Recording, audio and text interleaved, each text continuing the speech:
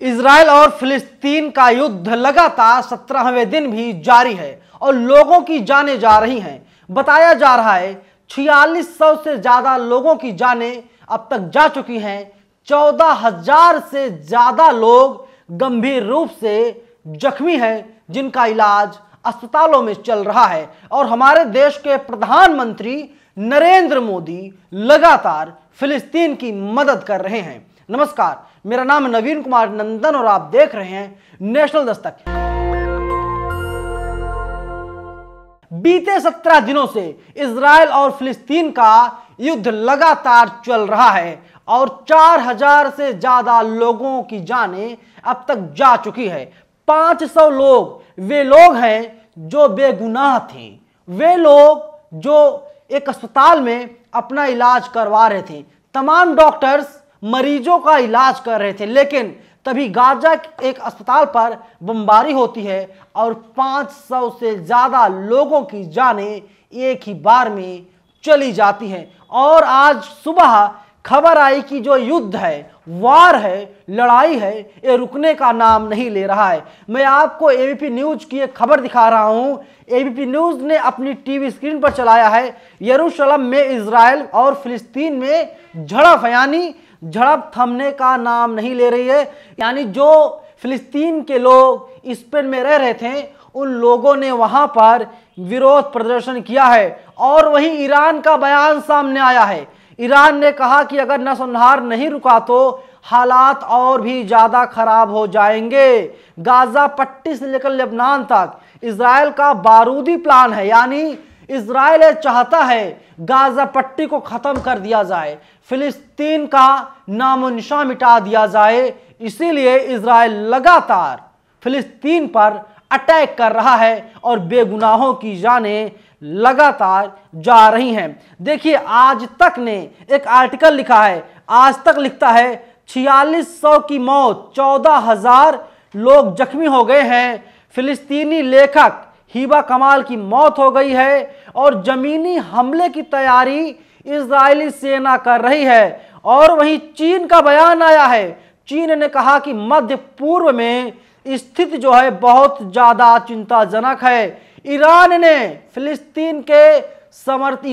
फिलिस्तीन के समर्थन में आ गया है और ईरान ने इजराइल को धमकी तक दे डाली है। और वही मंगलवार को इजराइल का दौरा करेंगे फ्रांस के राष्ट्रपति मैक्रो। और इजराइल ने गाजा में बमबारी की है और जंग का आज 17वां दिन है और लगातार जंग जारी है और लोगों की जानें जा रही हैं। पूरी दुनिया के साथ ही भारत में फिलिस्तीन के समर्थन में आंदोलन हो रहा है।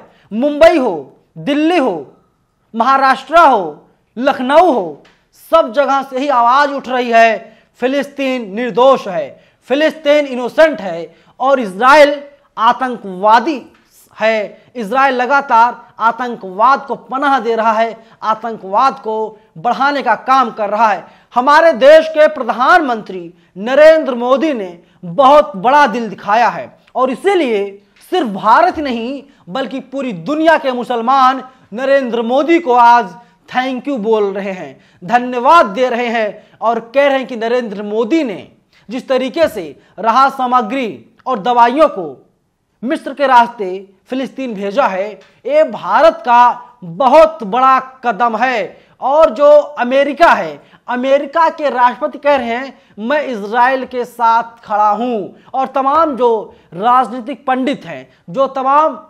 डिप्लोमेट्स हैं, वे लोग कह रहे हैं कि जो है कि अमेरिका को अपना हथियार बेचना है। इजराइल अमेरिका के हथियार को खरीद रहा है नफा नुकसान देख करके। जो बाइडेन बयान दे रहे हैं नेतन्याहू के साथ, इसीलिए जो बाइडेन खड़े हैं। और हमारे देश के प्रधानमंत्री नरेंद्र मोदी जो फिलिस्तीन के राष्ट्रपति हैं मोहम्मद अब्बास से बातचीत करते हैं और कहते हैं मैं हर संभव आपकी मदद करूंगा। लेकिन सवाल यह है कि जिस तरीके से लोगों की जानें जा रही हैं, उसका जिम्मेदार कौन है। आज तक ने एक खबर की है, पुणे में सड़कों पर चिपकाए इजरायली झंडे के पोस्टर, 4 थानों में मामला दर्ज, तलाश में जुटी है पुलिस। आगे लिखता है आज तक, पुणे शहर की कई सड़कों पर इस तरह के पोस्टर चिपकाए गए हैं। पुणे के लश्कर, समर्थ, कोंढवा और खड़क पुलिस स्टेशनों में आईपीसी की धारा 153 के तहत मामला दर्ज किया गया है।